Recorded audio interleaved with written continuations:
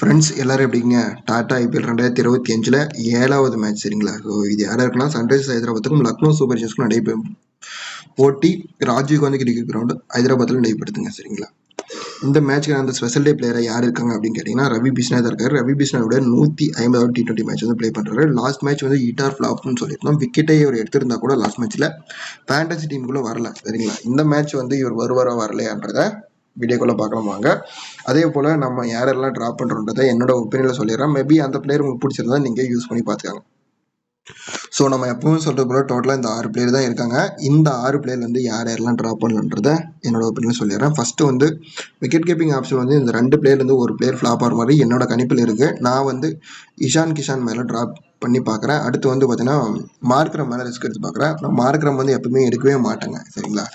இவர் வந்து innings open பண்ணுறாரு, பவுலிங் பண்ணுவார், இந்த மாதிரி நிறைய சொல்லுவாங்க. பட் எனக்கு வந்து மார்க்ரம் நான் எடுக்கவே மாட்டேன். எப்பவுமே மார்க்ரம் ட்ரை பண்ணுற இடத்துல நான் வேறு ஏதாச்சும் ஒரு பிளேயரை ட்ரை பண்ணிட்டு போயிடுவேன் சரிங்களா? ஸோ அதுக்காக நான் வந்து மார்க்ரம் எடுக்கிறதுல இஷான் கிஷான் எடுக்கிறதுல மேபி உங்களுக்கு வேணும்னா நீங்கள் மார்க்ரம் வச்சு பார்த்துக்காங்க சரிங்களா? Nicholas Pooran Head, Abhishek Sharma, Mitchell Marsh இவங்க எல்லாருமே வந்து நல்ல ஃபார்மில் தான் இருக்காங்க. ஸோ நான் என்னோட டீமில் வச்சு பார்க்குறேன்.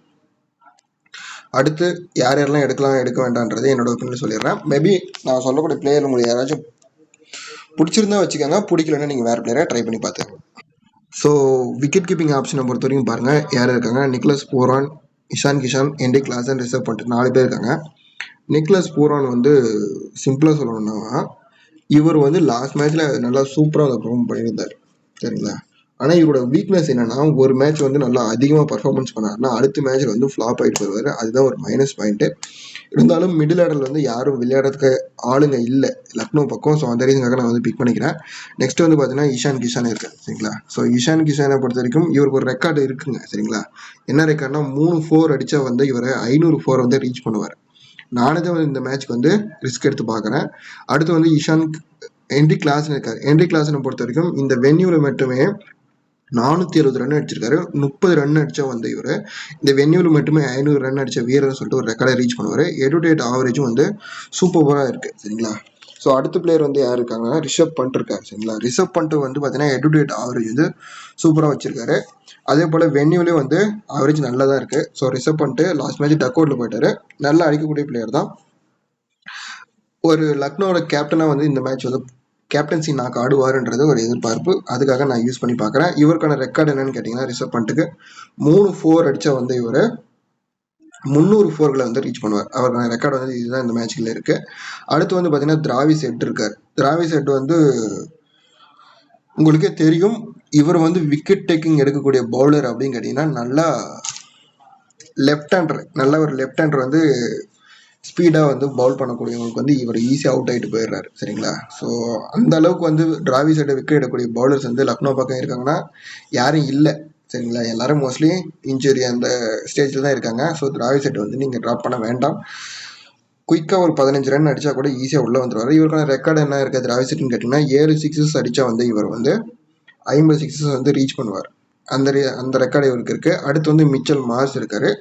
மிச்சல் மார்ஸ் இவருக்கான ரெக்கார்டு வந்து நான் ஆல்ரெடி சொல்லியிருக்கேன் உங்களுக்கு. இவர் வந்து ஒரு முறை ஒரு ஃபார்மில் இருந்தார் அப்படின்னா அடுத்த முறையும் அதே கண்டினியூலே இருந்துருவார் சரிங்களா? ஃபார்ம் அவுட்னா இவர் வந்து அப்படியே அவுட் ஆகிட்டு போயிட்டே இருந்துருவார் அந்த மாதிரி சரிங்களா? அந்த மாதிரி ஒரு பிளேயர் தான் இவர். ஃபார்மில் ஒன்ஸே ஒரு ஃபார்மில் இருந்தாருன்னா அப்படியே அந்த ஃபார்மை கண்டினியூ பண்ணிக்குவார். ஸோ நான் யூஸ் பண்ணிக்கிறேன்.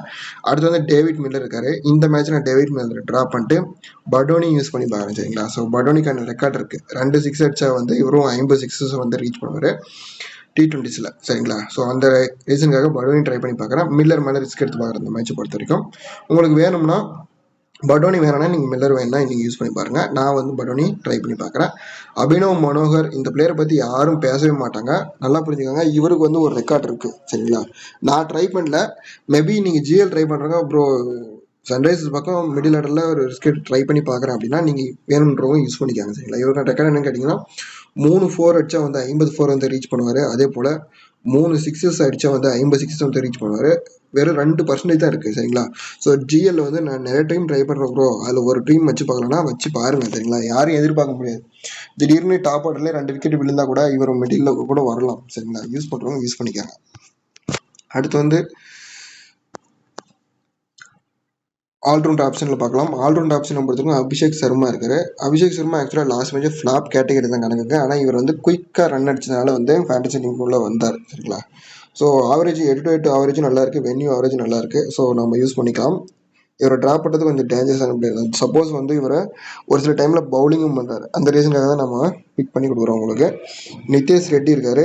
நிதேஷ் ரெட்டி வந்து இந்த மேட்ச் வந்து 50-50 ஆப்ஷன் தான். சரிங்களா. நிதேஷ் ரெட்டி வந்து நீங்கள் பிடிச்சவங்க யூஸ் பண்ணிக்கோங்க. நான் என்னோட டீமில் யூஸ் பண்ணுறேன். சரிங்களா. நம்ம ஏன்னா இப்போ சன்ரைசர்ஸ் பக்கம் வந்து டாப் ஆர்டர் எல்லாருமே வந்து அடிச்சாடணும்னு தான் விரும்பி எல்லாருமே அப்படி தான் ஆடுறாங்க. சரிங்களா. ஸோ மேபி யாராச்சும் ஃப்ளாப் ஆயிடுறாங்க அப்படின்னா மிடில் வந்து அந்த மேட்சை வந்து இவர் தான் தூக்கிட்டு போவார். ஸோ அதுக்காக நான் யூஸ் பண்ணிக்கிறேன். அடுத்து வந்து மார்க்ரம் நான் எடுக்கவே மாட்டேன். சபாஸ் அகமதும் எடுக்கிற ஐடியா இல்லைங்க. சரிங்களா. ஸோ அடுத்த பிளேயர் பார்த்தீங்கன்னா பவுலிங் ஆப்ஷனில் பார்க்கலாம். முகமது ஷமி இருக்காரு. முகமது ஷமி என்னோட ஃபேன் டீமில் பிக் பண்ணிக்கிறேன். அடுத்து வந்து பேட் கமின்ஸ். இவர் வந்து இன்ஜூரிலேருந்து வந்ததுனால இவரால் வந்து சரியாக விக்கெட்டை எடுக்க முடியல. சரிங்களா. இவருக்கு வந்து ஏதோ இன்ஜுரி அப்படின்னு சொல்லிட்டு நியூஸில் பார்த்தேன். அது இந்த இன்ஜுரியிலேருந்து வந்ததுனால இவரால் பெருமளவு இவரால் விக்கெட் எடுக்க முடியல. இவரோட ஓவர் வந்து அடிச்சிடுறாங்க. லாஸ்ட் மேட்ச் பார்த்தீங்கன்னா ஓவரை எக்ஸ்பென்சிவாக போட்டிருந்தாரு. சரிங்களா. ஸோ பேட் கமின்ஸ் வந்து ட்ராப் பண்ணி பார்க்குறேன். ஹர்ஷல் பட்டேலுக்கு வந்து ஒரு ரெக்கார்ட் இருக்குங்க. சரிங்களா. இவர் வந்து 6 விக்கெட் வந்து எடுத்தால் வந்து இவர் 250 விக்கெட்டுகள் அந்த ரேஞ்சுக்கு வந்து கிட்ட போகிறதுக்கான ஒரு ரெக்கார்ட் இருக்குது இவருக்கு. சரிங்களா. ஸோ டோட்டலாக ஸோ ஹர்ஷல் பட்டேல் வந்து யூஸ் பண்ணி பார்க்குறேன் இந்த மேட்ச்சில். அடுத்து வந்து ரவி பிஷ்ணா. இந்த மேட்ச்சுக்கான ஸ்பெஷாலிட்டி பிளேயருக்கு இவர் தான் இருக்கார். என்னோட டீம் வந்து நான் பிக் பண்ணிக்கிறேன். சரிங்களா. ஸோ மிடில் வந்து இவர் தான் பவுல் பண்ணுறதுக்கான ரீசனால ரவி பிஷ்ணா யூஸ் பண்ணிக்கிறேன். சர்துல் தாகர்லாம் வந்து உங்களோட ஒப்பீனியன் தான். சிம்ரன்ஜித் சிங் வந்து லாஸ்ட் மேட்ச் நான் சொல்லியிருந்தேன் இந்த வென்யூவில் வந்து மேட்ச்சுக்கு 2 விக்கெட் எடுக்கிறான்ட்டு யூஸ் பண்ணுவாங்க, யூஸ் பண்ணிக்காங்க. சரிங்களா. ஸோ என்னோட டீம் வந்து ஃபைனல் டீம் வாங்க பார்க்கலாம். என்னோட ஃபைனல் டீம் வந்து இதுதான் கொடுக்குறேன் உங்களுக்கு. சரிங்களா. என்னோட டீமில் வந்து ஹெட்டு தான் மறுபடியும் கேப்டன் ட்ரை பண்ணியிருக்கேன். லாஸ்ட் மேட்ச் சன்ரைசர்ஸ் விளையாடுறப்போ ஹெட்டு தான் கேப்டன் கொடுத்துருந்தேன்.